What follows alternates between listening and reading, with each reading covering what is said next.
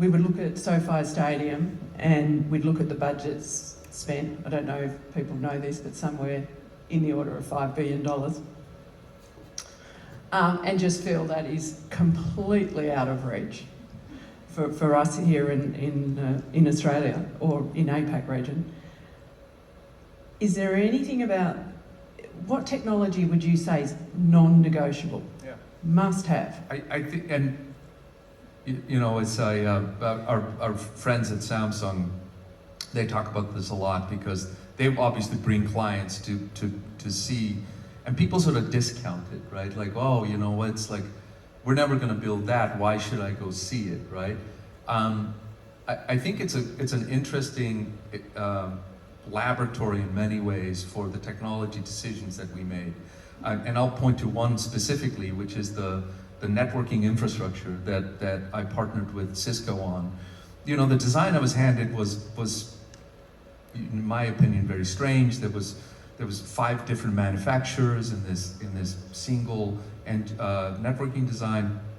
And so I went to Cisco and like, how would you guys do it? Like, if you had the power to design a building like that from a networking architecture standpoint, how would you do it? And it was very, very different than the design that I was handed originally. And Cisco now today, they don't bring only venue operators to see the network at SoFi Stadium. They bring hospital operators, they bring, you know, conference facilities, they bring school districts, etc.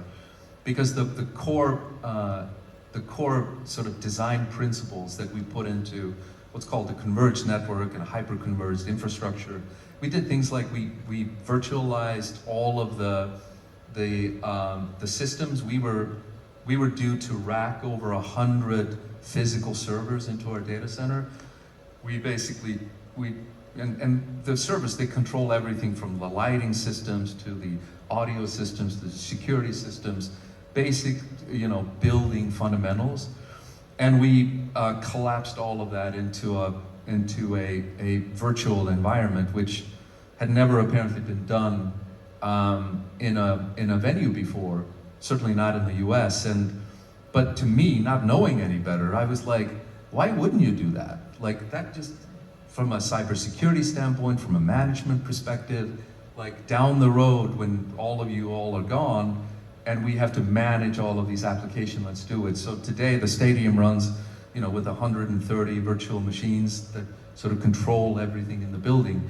I think it's learnings like that, how we designed the networks to be resilient and how we designed them to be secure. Which is one of the, like, hosting a Super Bowl is in many ways very, very painful. It's like the old joke about like your two most favorite days is that my favorite day was when it was announced that we got the Super Bowl, and my second most favorite day was the day that they were out of there, right? It was, it's like, yes, thank you, enough. But I joke about that, but one of the things that what happened is that we had the Cybersecurity and Information Security Agency of the federal government in our kitchen for 2 weeks, basically trying to hack our networks from the inside and from the outside in. And it was, there's nothing like a bunch of G-men sort of bringing trolleys of equipment into a conference room and sort of closing the door behind them and say, we'll talk to you all later, right? So going through that, which validated the assumptions that we had in building those networks, was great. But those learnings apply to any size of project, right? Wireless technology is another one. Wireless is basically like running water now. You have to have it because the mobile phone is such a key part of both how you operationalize the building, but also how you engage the fans. But it is one of the most difficult things we did on that job, was we put an enormous amount of RF into that stadium. We built the largest distributed antenna system in the world. We have basically every frequency including mid-band and millimeter wave 5G in that building. And of all of the things we did, including that enormous screen, trying to fit that infrastructure was one of the most difficult things we did.